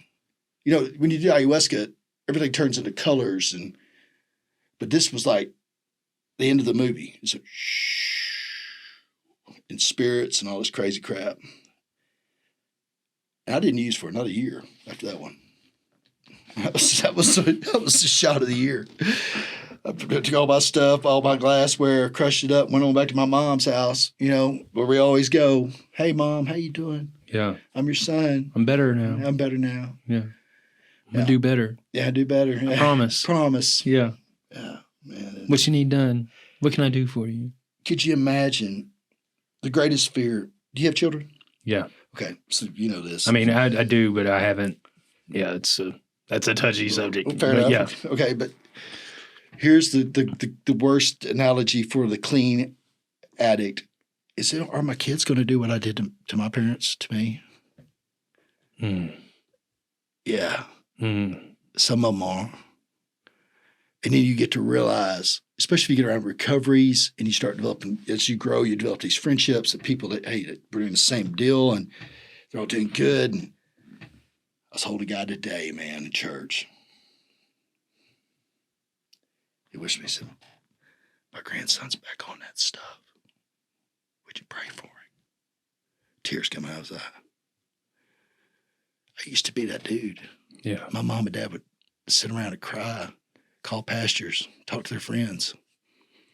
And then eventually it happened so long, people thought it was a joke. They'd see my mom in a grocery store, they'd pop off. How's Jason? You know how now, he's in prison. Yeah. Man. And so it's a tough gig. Yeah. Because it's almost, I don't know how much science plays into addiction. Some of it I agree with it, some of it I don't. But I do know this, it seems to be hereditary. Yeah. It seems like, not in your case. Yeah, not in my case neither. But on the outer realms, when you take the cousins, decimated them. Yeah. Suicide, herpes, whatever, And that's a great thing mental about health for sure. Yeah, great thing about promiscuous, intravenous drug, sex. You get to catch all the STDs. Yeah, more than you think. Yeah. Is that yogurt? Yeah, absolutely. Yeah.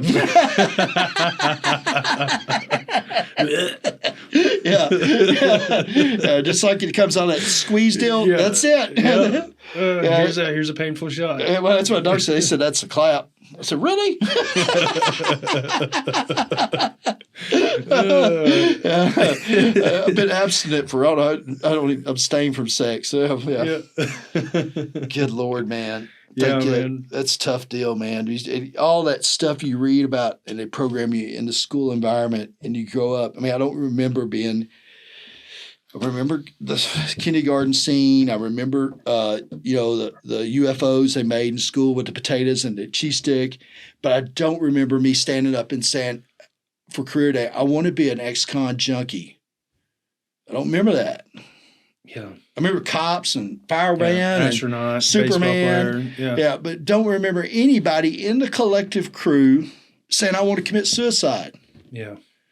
Right? And something happens. And it's based on a lot of piss poor decisions and choices and interest and curiosity. It's not all malignant. But the problem is what you're dealing with. It's too powerful. It's too powerful. It's a spiritual thing. It is, and you can't. It's just like you can't explain that higher power. You can't explain that other power. I don't think you can either. But it's a power. Yeah, it's there. It is something that's going to eat you alive. It's there. Yeah. Yeah. I wish there was if there was one shot. What's the adage of recovery? If I had this pill, I could take it. Give it to you, get clean, but I would take it first, right? Mm-hmm. And that's a serious desperation deal. That's like, if I had one pill to get you straight, I would eat it rather than give it to you. Yeah. That's pretty selfish shit, And that's the truth, man, because you'll see people, it's just a bad deal, man. Yeah. It's a bad deal, especially in today's age, man, where it's so free-flowing, it's so powerful. You see people that are good people, man. And let's get real. We don't hate the people. People didn't hate me. They hate what I did. Right. Truth. All right. I mean, and so we got to get the connective, get back to the ballgame. Hey, I don't hate you. I hate what you were doing. Okay. And we got to get tough on some things and we got to get loose on some others. And we got to prospectively look at the political geoscience of what is going on in this country and the southern border. I sent you that. Yeah, it's gruesome. It's gruesome, okay? Yeah. And that is what I'm supporting when I get high. Let's take away all the American, but let's just think about it, that there's someone that is producing the dope and I'm using it. So I got a direct line. And what these people over here are doing to each other looks like it is the worst horror movie. Oh, it's awful. It's terrible. It's awful. Cutting your arms, legs off, shoot people in the head, beheading them. It's gruesome. Gruesome stuff. It's disgusting. And so what I'm supporting when I spend my money for that dope is I'm supporting that. Just like some of these people support terrorists. Yeah. I'm just as guilty. And it's fucking terrorism. It's a war. It's a war. It's a chemical warfare going on right now. At our neighbor's house. Right it's all over us. Dude, I pulled up a yard. I seen dude I was in recovery dealing jail with. Seen him past him. You know, and they know I'm clean. Yeah. You know how I know he ain't clean? Because he ain't talking to you. He's hiding. Yeah. I could see him. Yeah. I really did want to touch on that too because, we romanticize that lifestyle. Yes. We're like, and there, I'm not disrespecting anybody out there. Mm-hmm. There are some gangsters. There are some tough people. There's some hard asses out there. Border, yeah. But it's a totally different level over there. Yeah, when you see that, with that list that you sent me, I was curious. You can't watch it. I was curious. I'm looking at it and I'm like, that shit can't be real. And I clicked on one of them and I saw what was happening over there and it fucked my whole day up. Mm. I was like, God damn it, Jason. I was like, I don't even know you, man. This is our first conversation. Yeah. You sent me this shit and fucked my whole day up. Mm. But it was like, dude, it made me realize that it's real. It's real. And we're not glamorizing that. Mm-mm. But we're supporting it, like you said. Yes. We're paying for that to keep happening. Because what would happen if everybody stopped buying it? They'd stop doing that. They'd stop killing each other, torturing each other. They go get real jobs. Yeah, they'll go figure something else out. Most of them had real jobs. Yeah. Most of them, this is the funny thing about it, most of them were trained military or police officers from that part of the world that were lucratively brought into that trade. Okay, if there's a book called El Narco, you can read it. The spot we're talking about is called Blago de Narco, okay, which is, you can't post on Facebook, they'll go crazy. If you want to see the reality of that, and it is very gruesome. It is sad. It is hard to believe that humans could treat humans that way. Yeah. And I was just as hurt as you. It wrecked me. I'm not into that, man. I don't watch horror movies. I mean, I was a bad, tough guy, cruel at times, but I always had a big heart. Yeah. And watching people get their limbs cut off of them while they're alive, not because of hey, I raped your kid, not because I killed your brother, but the simple fact that you were selling dope in the wrong territory. Yeah. That I'm buying. Yeah. Money. Yeah. Here's the question that most people ask, what will you do? The most important question that me and you can ask of ourselves and individuals is what I won't do. Mm-hmm. I won't steal. Mm-hmm. I won't cut your throat. I won't commit adultery. Those are the things that are important. And in that ball game, there's none of that. No, there's none of that. None of that exists. There's no limit. And there's not even a pause. Let me think about it. No. It's okay, you're done. Like, I mean, and it's like, wait, what? It doesn't seem real. No, it doesn't. It doesn't. That people could, everyone was up in arms about the Jihad Johnny. Remember him? Yeah. The British guy that we got on TV and beheaded our American brother on TV. Yeah. We thought that was something. Yeah. That is a cakewalk, bro. Yeah. They compete over there to make these movies. That's how these cartels, they're competing to make the ultimate snuff film and who makes the most of them. And then they pawn them off into these agencies to upload. Yeah. All right. That is what they're doing. Yeah. And it's all corrupted, and it's all fueled because of the dope. So the go probably make some hit lists, but I don't care, man. God, I love you, protect me. And so the gross domestic product of Mexico is $1 trillion. That cartel family, those cartels, drugs half that.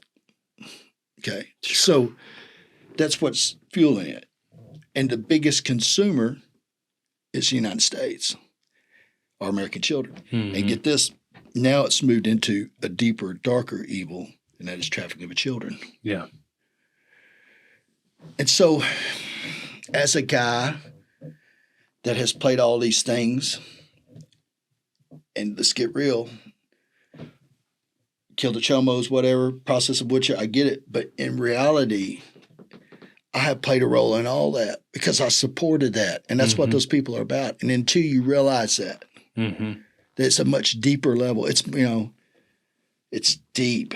It is entwined. It is terrible that we're all, if you could put it all in a corner baggie, like you could put all the little dead body parts and the children missing and your homeboys that died, if you hold that bag up, you could see them. Yeah. You wouldn't do it. No. But that's what it is. Yeah. Every little crumb. Every little crumb. Yeah. Yeah. Man, I really wish people could understand that that's the reality of it. That's the reality, bro. It's a tough and then reality. the other reality is in that addiction, it doesn't matter. Doesn't matter. You're just like them. Yeah. Oh, it's not happening to me. You just exactly. You know what I'm saying? I didn't get cut up in chainsaw today. Wasn't me. Wasn't me. Right. And that's what's wrong with America. I always say, as American people, we're blue collar, which is getting erased. We're working class, which is getting erased. We're big on our own privacy and tolerance. Hey, you do what you want to do. Mm-hmm. Here's my little piece of property. Yeah. As long as you do it over there, and don't bother me, I'm cool with it. I respect that. That is the worst thing that can happen today, right? Because used to, 20, 30 years ago, someone had a drug problem, 3 or 4 people go over and knock on the door. Hey, man, let's talk about it. Yeah. But we've become so busy So whatever we got going on, consumed that we don't do it. And so long as you don't do it, and here's what happens: it's like weeds. You know, you didn't cut them, you didn't spray them. Man, they're kind of getting high. Next thing you know, you can't even see over them. And then you don't care because you don't have to look over there no more. Yeah. Out of sight, out of mind. Huh? Yeah, right. And so it's a tough deal. Yeah. Yeah, they ought to publish some videos. Yeah. It's too disturbing. Yeah. it's too. But it's real. It's real. Yeah, it's real. And it's not even like segmented like once a month. It's daily, bro. Yeah. It's daily. Oh, yeah. There was a list of, it just went on and on. And the kidnappings and now, and so here's the deal about the book.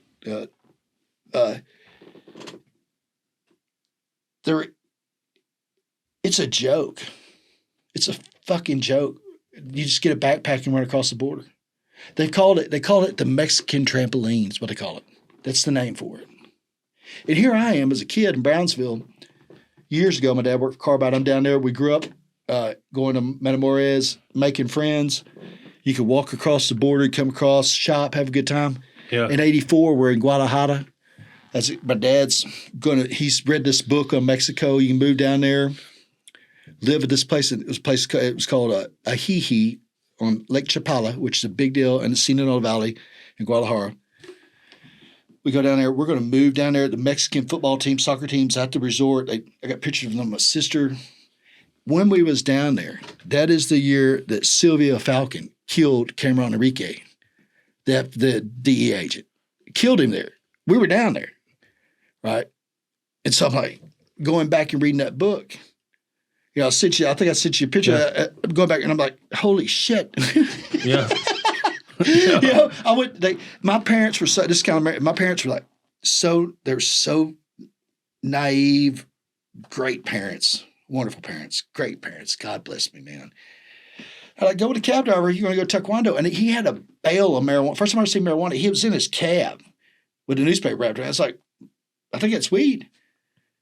He said, yeah, it's weed. Wow. We went taekwondo practice. Whole time the cartel's warring. They're killing this FBI agent. It's crazy stuff, man. Yeah. And it just progressed and progressed and progressed. And what we have, as Americans, man, we got to get over our egos.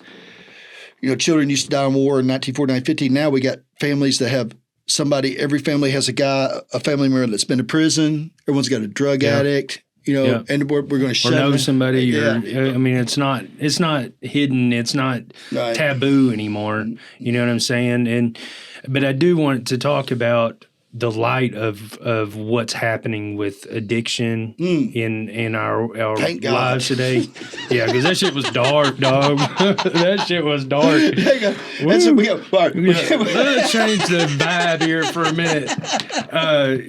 We've got addicts, ex-addicts, and ex-dealers like our man Jelly Roll going in front of Congress and speaking on this shit and making it known. We've got recovery. Begging. Yeah, absolutely. Yeah, we've got recovery making a comeback, and it looks cool now. Yes, you know, people in recovery like you, like me, and like other people I've had on the show, and all these other channels out there. We make this shit look attractive, right? Because it is. It is. It's the way to live. And we're so dedicated because this is our purpose. This is my fucking purpose now, is to make this shit look good, to be an example in my community and in the world, hopefully. You know, I had people reach out to me from all over the United States saying, man, I really appreciate you doing this content. Makes your heart swell, don't it? It reminds me that what I'm doing isn't pointless.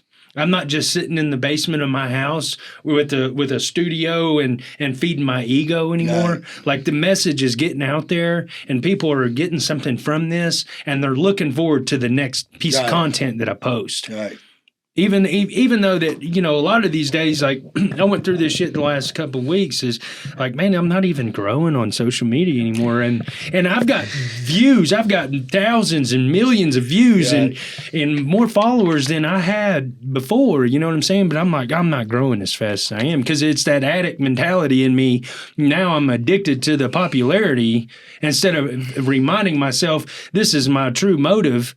And this is what I'm putting it out there for. That's a tough one, man. It's so hard, man. That's a tough, and you got all these people that talk like they don't look at the numbers. Yeah. Listen, I don't even. Oh, dude, I wake up in the morning and the first thing I do is like, how'd that video do last night? right. And so I mean, everyone's doing it.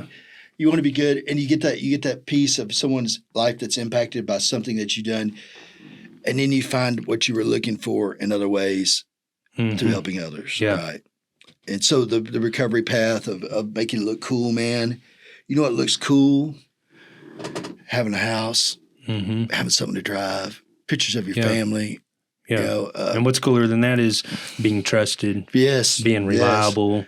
Yes. And so we're at the brink where I think that you're seeing a lot of good recovery. I think what makes it set on fire is felon restoration. Mm-hmm. And so we got to have the conversation about what is it worth for somebody to get clean. Yeah.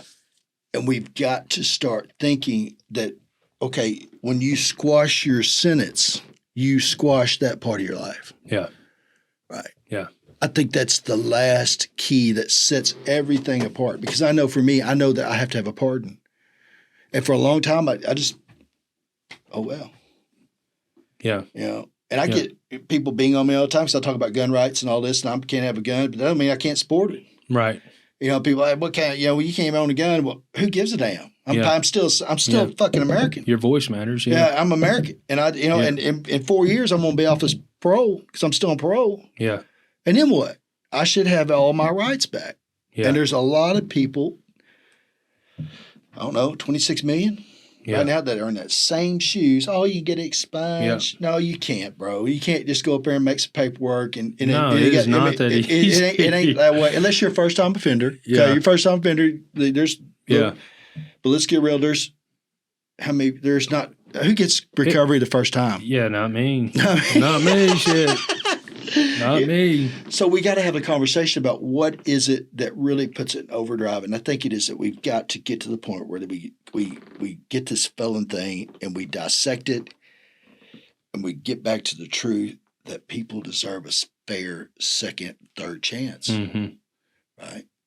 And give them something to shoot for. And even Jelly Roll, I think he's in the same. I think he's got a class by felony like I do. He's got to have a pardon. Yeah. I mean, and you're talking about a guy that has impacted lives and done this and that man deserves a pardon. Yeah. I mean,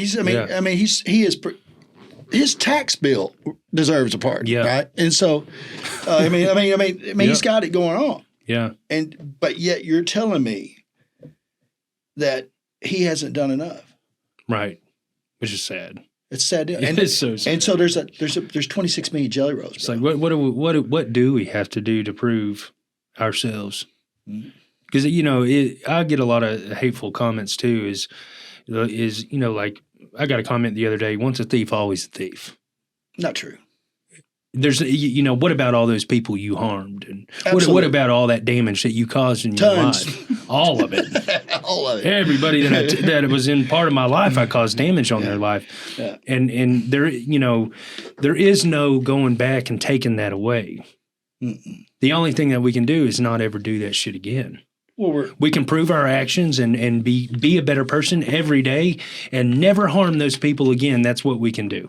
Never go back and take from those people what we've taken. We can't give what we've taken back because it's gone. Yeah. That we can't get that time back. We can't do that. But what we can do is continue to create better lives and energy around ourselves and for the people that are included in that. And everybody else that was in that addiction with us and that was causing harm with us, if they're still doing that, let them do it. Yeah. We can't change them. We can't change nobody. All we can do is change ourselves and continue to push forward and make lives better that we come in contact with. The adage that I'm not asking you to forget what I've done. No. I'm just asking you to forgive me. Yeah. That's it. And I'm not asking you to give it to me free. Yeah. I'll pay my debt. Okay. Yeah. But at some time, there's got to be a agreement that, hey, you don't have to sign the check box. You can have a gun. You can vote. You can do all these things. You can have an alcohol license. You can become a nurse. You can. Yeah. It's not just guns. Guns are the demographic social point that causes all this rhetoric. Yeah. That is not even the least of it. You can't even be a professional if you got a felony, right? And so what are we saying? We're talking about we want a better society. We want people to improve, but we don't want to give them the tools to do it. Yeah. And that is hypocritical. Yeah. And that's what holds that stigma over us. Yeah. And then that's my aim of this whole project, the Dirtbag Chronicles, is to break that stigma down and say that, you know what, that stigma that you're putting on us, it's no good no more. Because I've turned my life around. Because it's your child. Yeah. It's your grandchild. Yeah. Right. Yeah. Let's get real. It ain't just the kids across the block no more. Mm-hmm.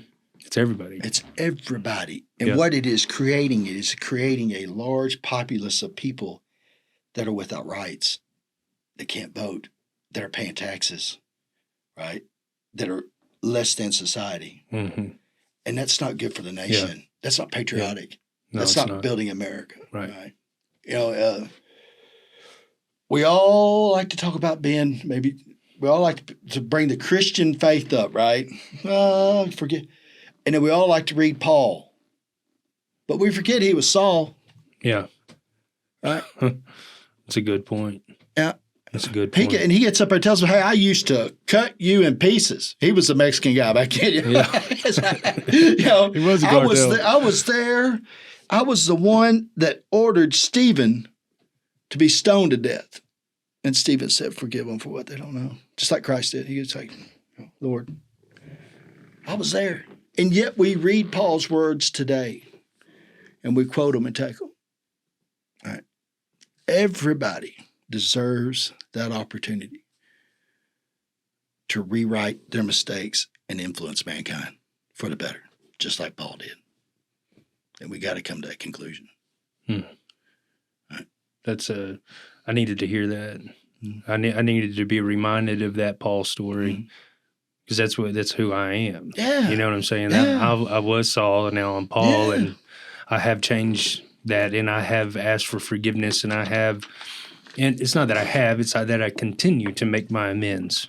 I continue to put the energy and the effort into the relationships that I have broken with other people and myself and continue to be honest and be consistent with those amends every day. And people will say this one that gets me. Bro, that's in your past. True. Mm-hmm. But it's what made me today. Yeah, absolutely. And if I can't talk about the past and all that, then I'm not who I am today. Absolutely. And so, yeah, you might be It had to happen. It had to happen. It happened, like we said earlier. It didn't happen to me. It happened for me. And my past happens to be the most important piece of my puzzle because without that, I would not be where I'm at today. And yeah, we talk about it, we relive it, we share it, all that. Yeah, but I live on the outside of that, right? Mm-hmm. See, I think that's what is important to realize that there is an amount of courage that comes into this microphone. That there's not everybody that can do this. Right. They're not going to do it. They're not going to make themselves look stupid. Be vulnerable. Getting called names, get attacked by anonymous people, trolls and everything. They're willing to face all that to get up here and say, hey, this is me, right? But this is what I'm coming to and where I'm going to and coming out of, and this is how I'm doing that. It's so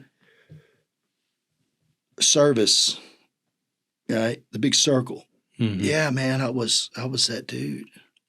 I kicked a dude when he was down 100 times. Yeah. Yeah. Now I'm picking him up.